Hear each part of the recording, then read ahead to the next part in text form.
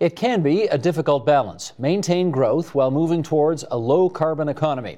But a recent report from the New Climate Economy Project aims to provide a blueprint to do just that. So, to tell us more, we welcome, in Washington, D.C., Helen Mountford. She is Global Program Director for the New Climate Economy Project, and she joins us via Skype. Helen, good to meet you. How's things in Washington? Great. Thanks very much, Steve. Not at all. You divide your report into three areas, so I think for the purposes of our conversation, we'll do the same. Cities, land use, and energy. So let's start with cities, and here's an excerpt from your plan that I'd like to read to everybody, and then we'll come back and chat. Cities, you tell us, are engines of economic growth. They generate around 80% of global economic output and around 70% of global energy use and energy-related greenhouse gas emissions. In which case, what are the biggest challenges that you've identified in moving to a low-carbon economy in long-established large cities? Certainly. In countries such as Canada and the US, we have cities which have been in place for a long time. We're not designing these from new. Other countries were starting to build up the urban areas, and there's opportunities there. But for long-established cities, the two main opportunities we're identifying are, one, ensuring better connected cities so that people have easy public access, easy, safe, reliable public access, public transport to where they need to go for work, where they want to go to socialize, and that is helping to reduce car dependency. This certainly has huge benefits for climate change, but it also has huge benefits in terms of reducing congestion and the costs associated with that, and very importantly in these urban areas, reducing health impacts of air pollution. So that's one. I'd say the second opportunity is really looking at regeneration and revitalization of the urban core. In many of these cities, the urban core is not an area which has been well used in recent years. People have been moving to the suburbs. But some cities, and Houston is one example, we have other examples where there's starting to be a regeneration and a redensification of the urban core. It's becoming more lively, more attractive to businesses and to households. But just let me give you one figure, which I think can show the difference between different cities. We compared Atlanta and Barcelona. Now, both of these cities, they're both well-developed cities, both have about 2.5 million people in their urban area, their metro area. But Barcelona is 20 times less in terms of the physical footprint compared to Atlanta and emits 10 times less greenhouse gas emissions from transport per person. Both are interesting cities, fabulous places to go, but you can have a more dense, more compact, more connected and integrated city, which is really vibrant and has huge economic growth without the emissions. I get that you would prefer us all to be more, therefore, like Barcelona than like Atlanta, but in some respects, are you sort of fighting 50, 60, 70 years of a particular mindset, which is sprawl, get out to the suburbs, get as much space as you can, in some respects, don't live on top of your neighbors, quite the opposite of what everybody's asking us to do today. Do you feel that way? In fact, I mean, that has been the model of development in a number of areas, but what we're actually seeing is that it's shifting now. There are more people, younger people, who are interested in living in the city, in the urban environment. Urban environments are becoming more attractive. There's more green space. There's more interesting shopping and dining experiences. People are getting very, very fed up with the challenges of commuting long distances, being stuck in traffic for hours on end. And so there is a new demand. An important element here is what the governments do to help facilitate this shift.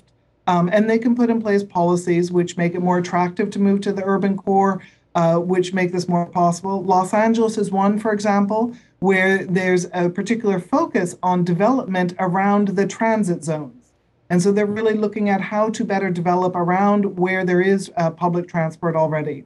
So there's opportunities there, and we're seeing a number of cities are starting to realize those. You'll forgive my parochial curiosity here, but you mentioned Atlanta and Barcelona, both with 2.5 million people. The capital city of the province of Ontario, where we are, Toronto, is also a city of 2.5 million people. And I wonder if you know or can comment on how well we're doing here at being better connected and better revitalizing our urban core.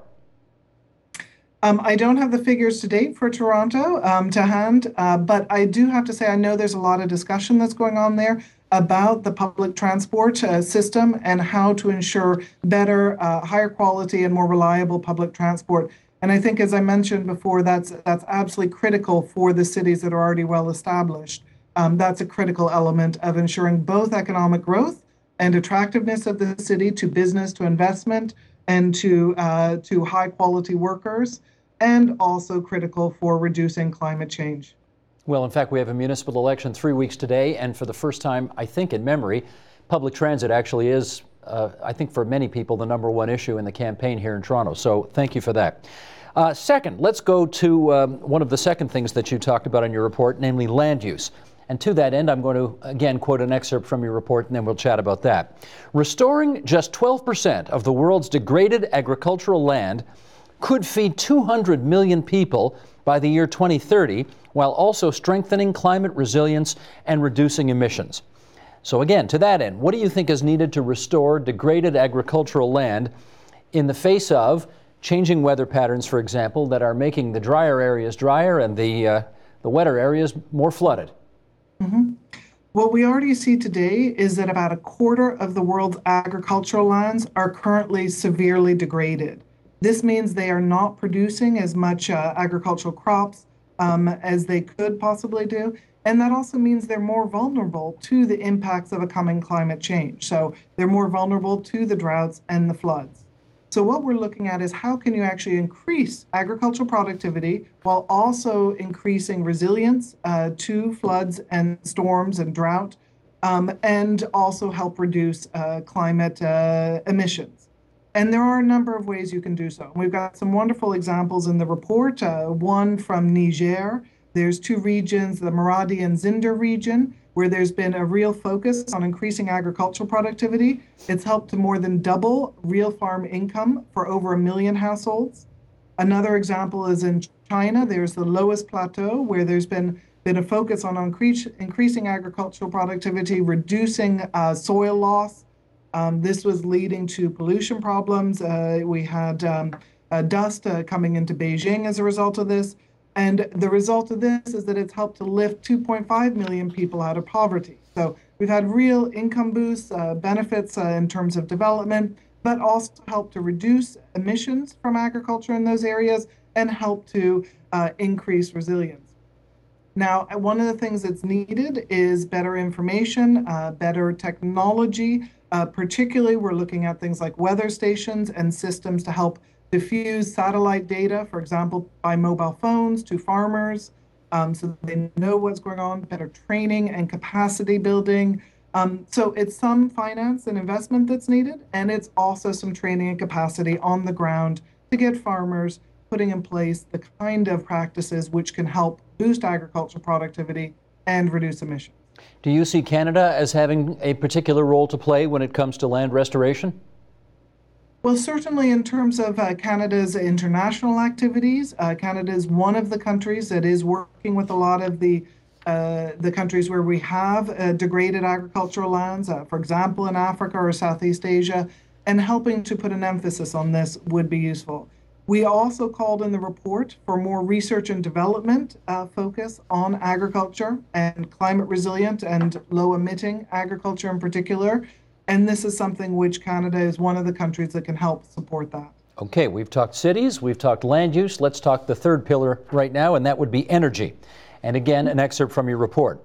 Rapidly falling costs, particularly of wind and solar power, could lead renewable and other low-carbon energy sources to account for more than half of all new electricity generation over the next 15 years. Let's pick that apart a bit. Okay, everybody gets wind and solar, but you talk about other low-carbon energy sources. What's that a reference to? Well, there's a number of things that we're looking at here, and one certainly is carbon capture and storage and the potential there to actually capture emissions when using fossil fuels. Nuclear is another option, certainly.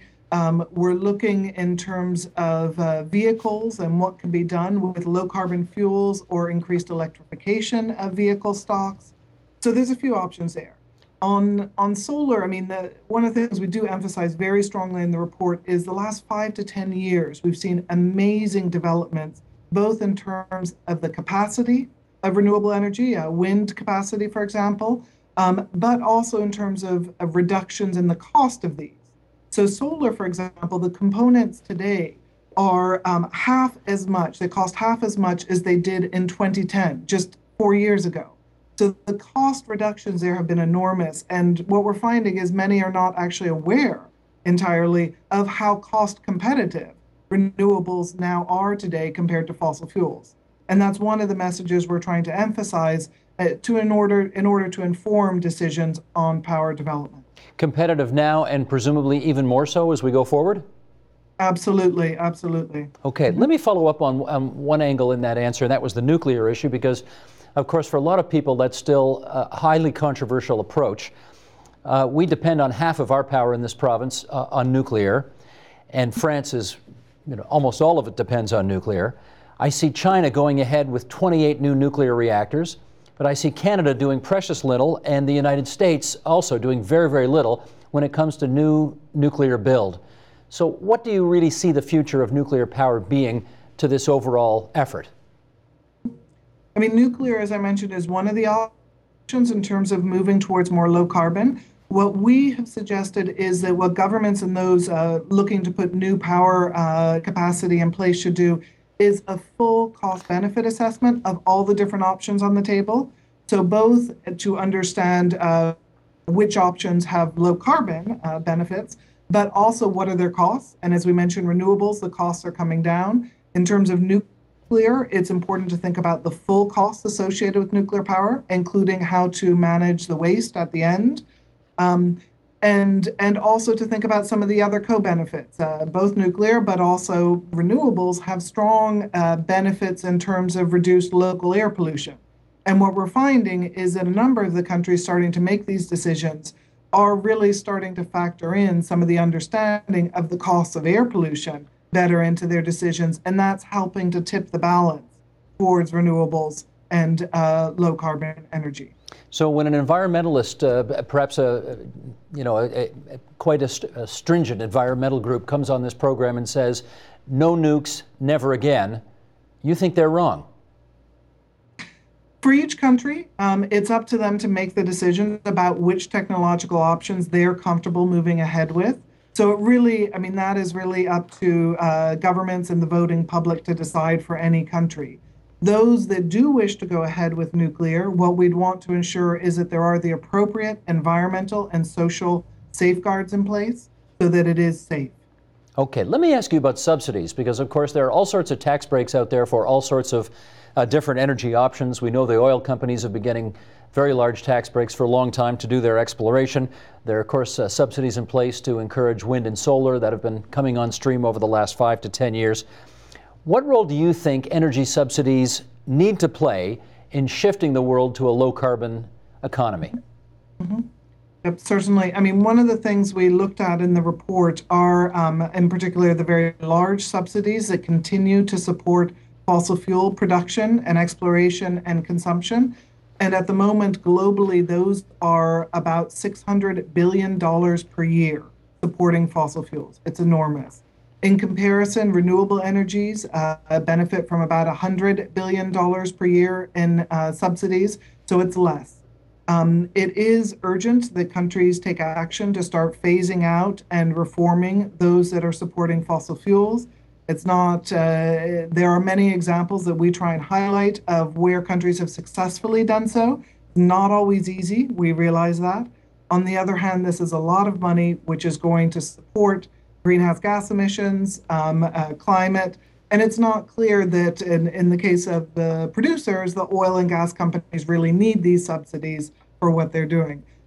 So we do see it as a priority to shift away from the fossil fuel subsidies and to better subsidize and support, where needed, renewables. What we're finding is that increasingly in a lot of regions, renewables are cost competitive without subsidies, in which case that's wonderful and the subsidies aren't necessarily needed. So they need to be considered in concert together, what's happening in terms of subsidies for fossil fuels and what's happening for renewables.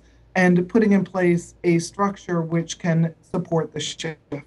I don't have to tell you, but I suspect that one of the reasons why there are 6 times the write-offs for fossil fuels as there are for, or subsidies I should call them, I guess, for fossil fuels as opposed to for renewables, is not only that they've been around longer, but that they have managed to purchase a great deal of political heft over the years. How do you really expect the American government to react in the way that you want them to react when it looks like the new guys are playing with one arm tied, but maybe 2 or 3 arms tied behind their backs when it comes to fighting for the attention of political decision makers? Mm-hmm. Well, certainly in terms of the current American administration, they've actually tried to get rid of the subsidies to oil and gas and coal companies a number of times in the recent budget. But as you mentioned, there is political opposition, and that has not gone through. One of the things we highlight is absolutely essential for subsidy reform is better transparency and information on the subsidies. In many cases, people don't actually realize that these tax breaks or direct subsidies are in place. They don't know who's actually benefiting from them and who's paying for them. So one of the most important things is actually getting transparency and information out there so that the voting public can actually tell their elected government officers what they want done with these. Do you think an end to subsidies, just period, full stop, an end to all subsidies for all types of energy, what would that do in your view? That's actually not an obvious question. I mean, I think certainly on the fossil fuel subsidies, it would send a very important signal to the market that it is time to shift away from fossil fuels, and government will no longer provide additional support or tax breaks for investments in fossil fuels. In terms of renewables, what we've already seen in a number of countries is that they've actually had inconsistency of policy messages on renewables. Some of the renewable subsidies that were in place were halted or were reduced without notification, prior notification or information to those who are making the investments. This led to a lot of uncertainty and actually some people believe created more damage to the renewables market than having had the subsidies in place in the first place. So in addition to greater transparency and information, one of the things we strongly emphasize is the need that for any subsidy regime, these should be seen as short-term measures, and there should be clear information to all about when they will be phased out and how. Whether it's because renewables become cost competitive and no longer need the subsidies, that's a reason perhaps to phase them out, or if it's set over a certain time frame. But we need, for investors, for innovators, they need the policy clarity of understanding how these subsidy regimes will change and when. You know, of course, that in Canada, we fought an election on the issue of a carbon tax several years ago, 2007, I guess it was. No, 2008. 2008, and the party that was advancing that went down in flames. There was a government in British Columbia, our westernmost province, which brought in a carbon tax, and it was an extremely controversial thing to do.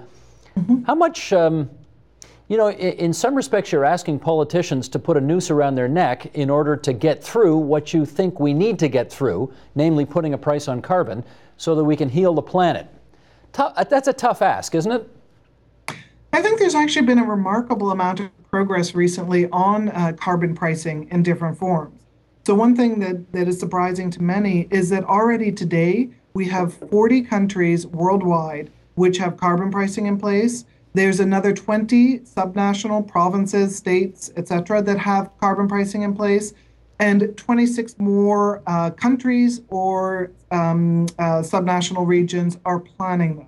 So there's actually a lot more carbon pricing going on today than most people realize. You raised the British Columbia example, and that's actually a very nice one because what you saw was British Columbia put in place a tax in 2008 at a fairly low level, $10 Canadian dollars per ton of carbon, and they indicated to everyone that they were going to increase it slowly until 2012, at which point it reached 30 Canadian dollars per ton. So there is a clear signal sent to investors, to households, to innovators of what the trajectory would be for that carbon price. Now, over those 4 years, as they increased the carbon price, what they found is that it reduced greenhouse gas emissions in British Columbia by 10% over the period, whereas for the rest of Canada, I think it stayed roughly stable, went up slightly. But at the same time, British Columbia's GDP went completely in line, tracked Canadian GDP. So there was no impact in terms of economic impact. On the other hand, there is a great impact in terms of reducing emissions. Well, that is the bottom line, I guess. In our last minute and change here, maybe you could address that. The great fear is that by adopting some of these principles and policies that you've advanced here, it's going to cost us jobs. And people are fearful about that, of course. You're saying that's not the case? We have no evidence that suggests that's the case. Carbon taxes, carbon pricing can be put in place in a way which helps boost growth, helps support employment and development. And what we've seen in the recent climate summit in New York, for example, we had over 1,000 major businesses and investors that came forward asking governments to put a price on carbon. So there's a strong demand from industry and from business for this as well. Helen Mountford, it's awfully good of you to join us on the line from Washington, D.C. via Skype. Thanks so much for being on TVO with us tonight. Thanks very much. Support Ontario's public television. Donate at tvo.org.